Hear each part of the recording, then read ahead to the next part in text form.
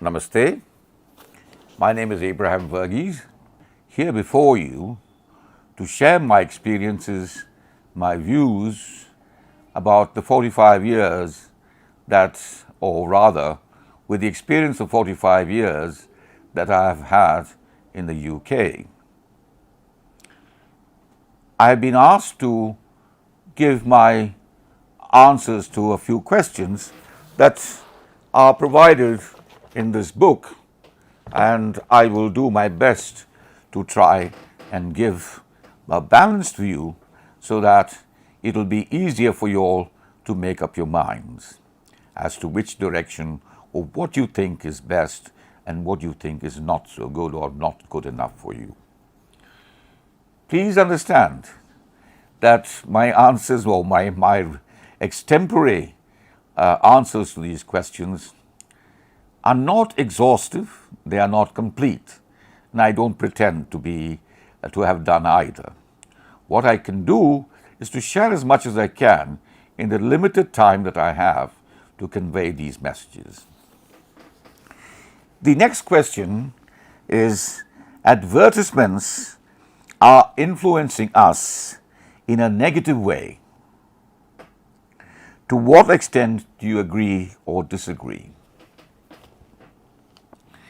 Now, today advertisements occupy what we as viewers often think is a suspiciously excessive time period in the program that we wish to actually watch. Besides, a lot of them are of no interest to us. But we must bear in mind that some of these advertisements, or quite a lot of them, are useful to people who are seeking more information about products that are available in the market, about prices, about quality, about the distribution, and a variety of other matters that are important for companies or private individuals setting up as firms and trying to spread their word so that they attract more people into the product or into the system that they wish to control and that they wish to run. Sadly, when we complain about advertisements taking too much of our time as far as the program is concerned, I'm afraid I do share that sympathy.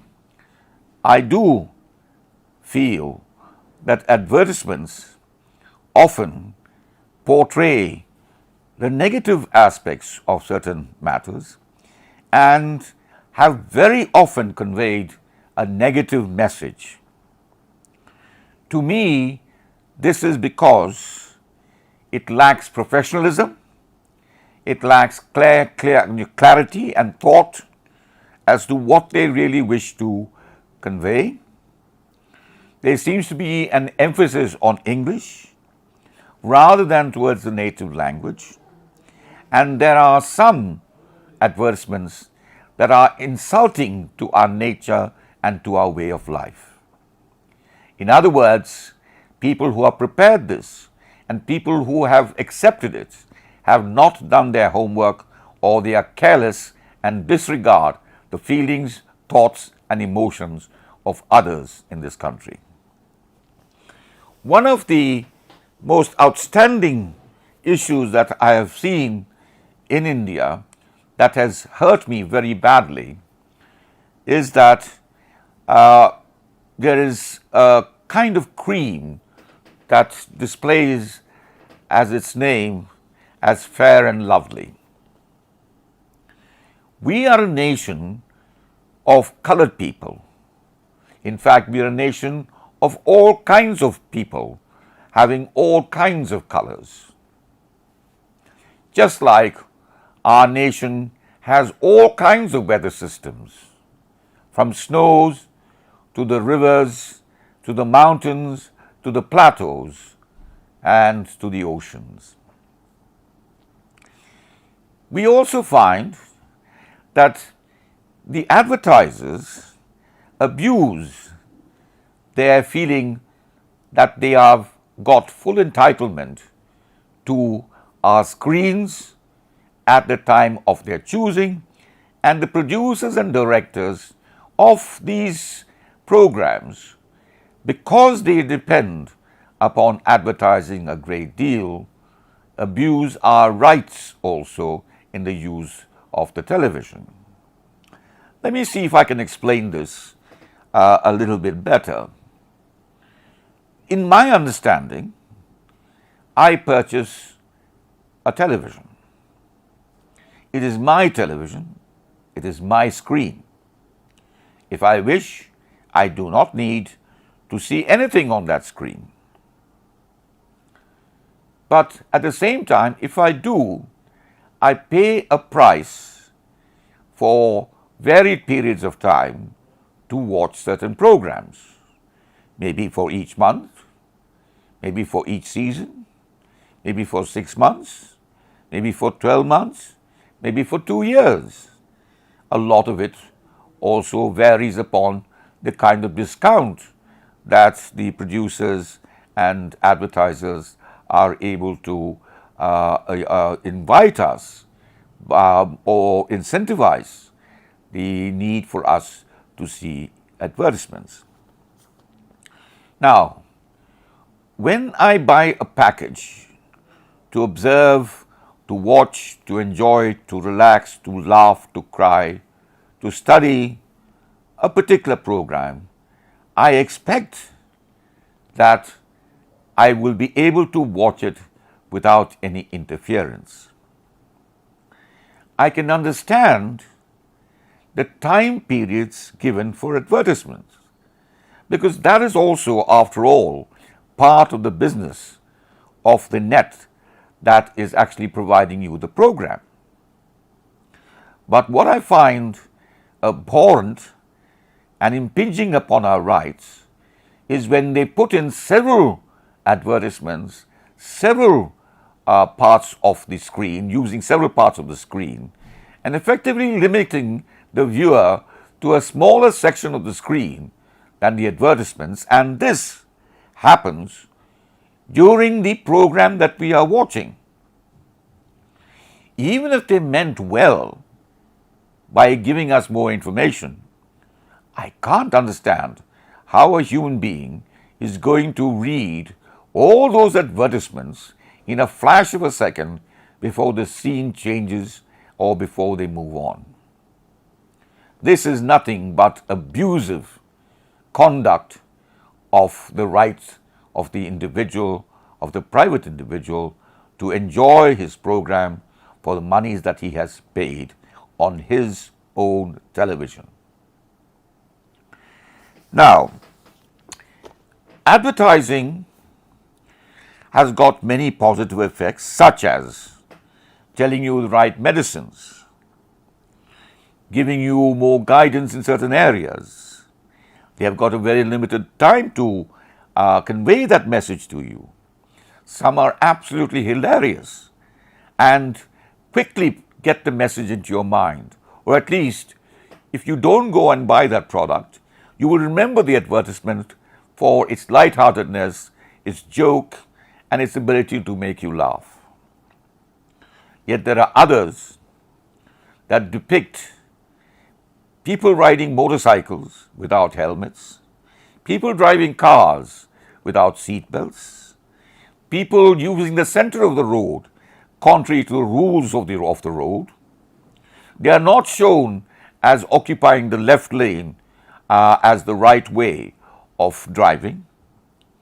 They disclose many other material that are wrong and very much against the law.